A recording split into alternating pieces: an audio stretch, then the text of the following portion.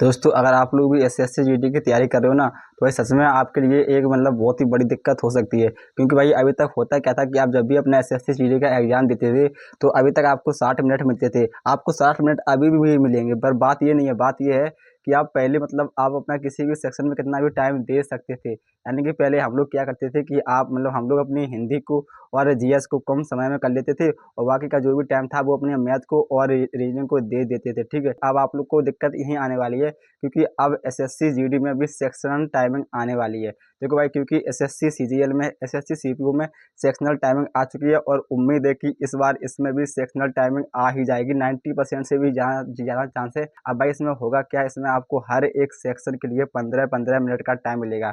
जैसे कि मैथ हो गया, तो आपको मैथ के 20 क्वेश्चन के लिए 15 मिनट का टाइम मिलेगा। आपको जीएस के लिए भी सिर्फ 15 मिनट ही मिलेंगे बस।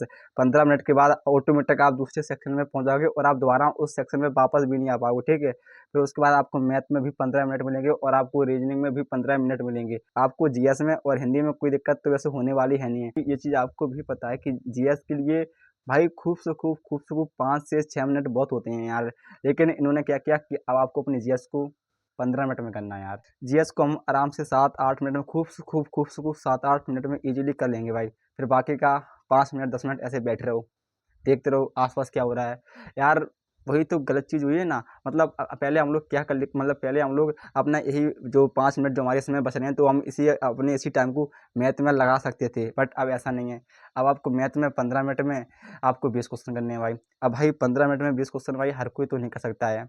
लेकिन आज की इस वीडियो में मैं आपको ये सारी चीज़ें बताने वाला हूँ कि आपको कैसे अपनी तैयारी करनी पड़ेगी। आपको अपनी स्ट्रेटजी को मतलब चेंज करना ही पड़ेगा, तभी जाके आप अपने मैथ में 20 क्वेश्चन सही कर पाओगे। और भाई तुम्हें सच सच बोलूँ तो अब 20 क्वेश्चन सही करना मैथ में अब ईजी नहीं है।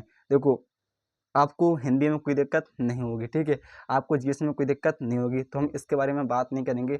लेकिन हम बात करेंगे अपनी मैथ के बारे में और रीजनिंग के बारे में, कि आखिरकार आपको इसकी कैसे तैयारी करनी है, जिससे कि आप इसमें बाकी लोगों के मुकाबले काफ़ी अच्छे नंबर ला सकें। जैसे कि दोस्तों अभी के टाइम में आरडब्ल्यू पर संडे को मतलब एक मॉक आता है एसएससी जीडी का, तो आप लोग भी उम्मीद करता हूँ वो वाला मॉक लगाते होंगे, मैं भी उस वाला मॉक लगाता हूँ।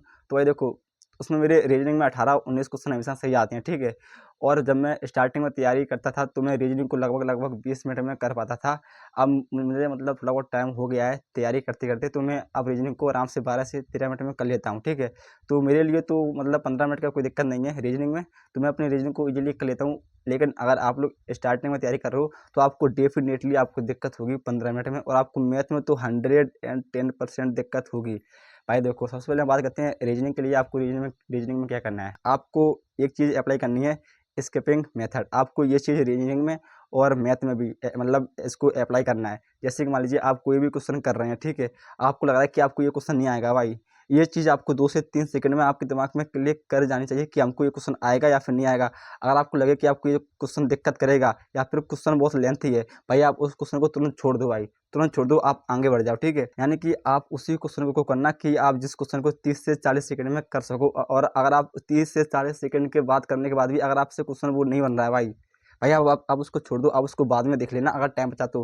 क्योंकि आप उस एक चक्कर मतलब आप उस एक क्वेश्चन के चक्कर में आप अपना बाकी का क्वेश्चन को भी ले डूबोगे, अगर फिर टाइम ही नहीं बचेगा। इस वजह से मैं आपको बोल रहा हूँ, और आपको ये चीज़ें मैथ में भी और रीजनिंग में भी अप्लाई करनी है, ठीक है।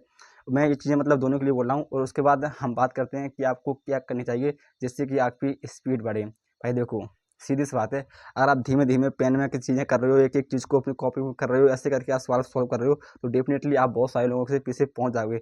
आपको मतलब पहली बात तो आपको 1 से लेके लगभग 30 तक टेबल या बाई याद होनी ही चाहिए। उसके बाद आपको स्क्वायर भी 1 से लेके 30 तक याद होनी ही चाहिए। आपको क्यूब भी 1 से लेके 20 तक तो कम से कम याद होनी ही चाहिए। इसके बाद आप आपको डिजिटल सम वगैरह, डिजिटल सम, और आप मतलब आपको कैलकुलेशन अच्छी होनी चाहिए। अगर आपको कैलकुलेशन नहीं आती ना, तो मैं ये वाली जो एक है प्लेलिस्ट, तो मैं इसकी लिंक भी अपने वीडियो के डिस्क्रिप्शन में डाल दूँगा, तो आप इसको भाई ज़रूर देख लेना भाई। अब आपको अपनी कैलकुलेशन अच्छी करनी ही पड़ेगी, आपको सवाल ट्रिक से लगाना ही पड़ेगा, ठीक है। और आपको स्किपिंग मेथड का बहुत ही ज़्यादा ध्यान रखना ही पड़ेगा, आपको सवाल स्किप करना ही पड़ेगा। आपको अब ज़िद्दी नहीं बनना भाई, ठीक है। क्योंकि आप सोचो कि हमको ये सवाल करना है, आप सवाल नहीं कर पा रहे हो, आप फिर भी उसके पीछे लगे पड़े हो, तो भाई ऐसे आपका टाइम खराब होगा, कुछ नहीं होगा, इससे आपका ही करियर दिक्कत में जाएगा, ठीक है। फिर उसके बाद बात करते हैं कि आपको अपना मॉक टेस्ट लगाना पड़ेगा भाई। अब पहले आप क्या करते थे कि आप मतलब बहुत कम मॉक लगा रहे हैं, पहले आपका काम चल जा रहा था, लेकिन अब आपका कम मॉक लगाते हुए काम नहीं चलेगा। एक मिनट भाई, आपका मतलब कम मॉक लगाते हुए काम नहीं चलेगा। आपको अब डेली मैथ का हो या फिर रीजनिंग का डेली सेक्शन मॉक लगाना ही पड़ेगा। अगर आप सेक्शन नहीं लगा रहे हो, आपने मान लीजिए आज कोई चैप्टर पढ़ा तो आप उस चैप्टर का मॉक लगाओ, ठीक है। आपको टाइम लगाना है 15 मिनट का, आपको 15 मिनट में 20 क्वेश्चन करने ही हैं। अगर आपके नहीं हो पा रहे हैं, आप उस पर काम करो, उस पर और प्रैक्टिस करो, डेली प्रैक्टिस करो भाई, ठीक है। आपको नए नए क्वेश्चन लगाने हैं, आपको मतलब डेली एक मॉक लगाना ही पड़ेगा। 15 मिनट का टाइम लगा के सेक्शनल मॉक लगाना पड़ेगा, मैथ का, रीजनिंग का भी, तभी जाके आपकी स्पीड होगी। स्पीड ऐसी नहीं बढ़ेगी, वो आपकी स्पीड धीमे धीमे धीमे धीमे में वो ऑटोमेटिक बढ़ी जाएगी। बस आपको करना क्या है, प्रैक्टिस प्रैक्टिस प्रैक्टिस बस। आपको डरना नहीं है भाई, ठीक है। आप सोचो कि हम यार मतलब 20-15 मिनट में मैथ के 20 क्वेश्चन कैसे करेंगे। ये चीज़ मेरे दिमाग में भी आती है, आपके दिमाग में भी आएगी 110%।